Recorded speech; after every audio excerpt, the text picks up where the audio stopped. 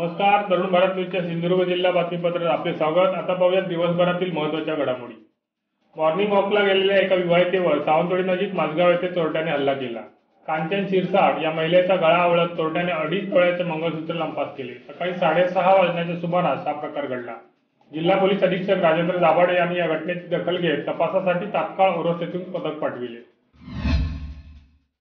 मित्रांसोबत 31st party करून झाल्यानंतर मूळ केरळ येथील प्रजिल प्रभाकरन पी या 22 वर्षीय बेकरी कामगाराने आत्महत्या केली।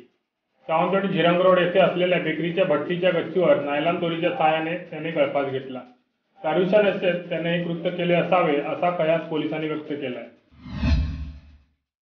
कृषी पर्यटन धोरणांतर्गत राज्यात 40 कृषी केंद्रांना कृषी पर्यटन केंद्र म्हणून मान्यता देण्यात आली। त्यात सिंधुदुर्ग जिल्ह्यातील 3 कृषी केंद्रांचा समावेश आहे।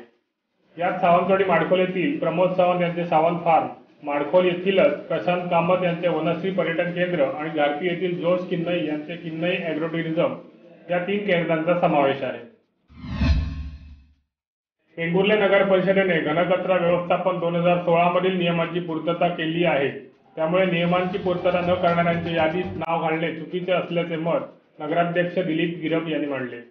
महाराष्ट्र प्रदूषण नियंत्रण महामंडळाच्या यादीत वेंगुर्ले नगर परिषदेचे नाव विनाकारण घालण्यात आले। त्यामुळे नगर परिषदेच्या स्वच्छ प्रतिमेला डाग लावण्याचा प्रयत्न होतोय। वेंगुर्ले नगर परिषदेने स्वच्छता अभियानांतर्गत उत्कृष्ट काम केले आहे। शासनाकडूनही वेळोवेळी विविध पुरस्कारांनी सन्मान करण्यात आल्याचे गिरप यांनी म्हटलंय। कुडाळ तालुका पत्रकार समितीचे 2021 पुरस्कार जाहीर करण्यात आले। व्यादकार भैयासाहेब वालावलकर जिल्हास्तरीय पत्रकार पुरस्कार उमेश तोरसकर यांना जाहीर झालाय।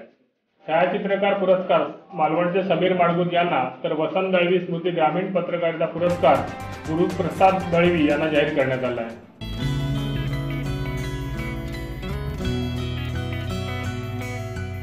कधी कधी हे छोटे क्षण सुद्धा कोणाला तरी खूप आनंद देऊन जातात। गेल्या 2 दशकांपासून 1 लाखाहून अधिक ग्राहकांचे आयुष्य समृद्ध करणारी Lokmanya multipurpose cooperative society limited, सातत्य निरंतर। सिंधुदुर्ग जिल्हा ॲक्वेटिक फेडरेशन तर्फे सिंधुदुर्ग नगरी येथील जलतरण तलावात 3 महिन्यांचे राष्ट्रीय जलतरण प्रशिक्षण शिबिर आयोजित करण्यात आले। या शिबिराचे उद्घाटन जिल्हा क्रीडाधिकारी विजय शिंदे यांच्या हस्ते झाले। प्रत्येक खेळाडूने या संधीचा पुरेपूर फायदा करून घेत राष्ट्रीय पातळीवर आपल्या जिल्ह्याचे नाव उज्ज्वल करावे असे आवाहन शिंदे यांनी यावेळी केले। सिंधुदुर्गात आणखी 6 कोरोना पॉझिटिव्ह रुग्ण आढळले, तर बरे झालेल्या 14 रुग्णांना डिस्चार्ज देण्यात आला आहे। त्यामुळे आतापर्यंत 5,500 रुग्ण कोरोनामुक्त झाल्याची माहिती जिल्हाधिकारी के मंजुलक्ष्मी यांनी दिली। डिजिटल इंडियामधील एक्झाम्पलरी कॅटेगरीसाठी सर्वोत्तम प्लॅटिनम पुरस्कार आचरा गावचे सुपुत्र सुधीर कानविंदे यांना राष्ट्रपती रामनाथ कोविंद यांच्या हस्ते प्रदान करण्यात आला। भारतातील राज्य आणि केंद्र सरकारच्या 450 सरकारी प्रोजेक्ट्स आणि 7 प्रकारांमधून कानविंदे यांच्या कार्यालयाने केलेल्या प्रोजेक्टची भारत सरकारतर्फे निवड करण्यात आली।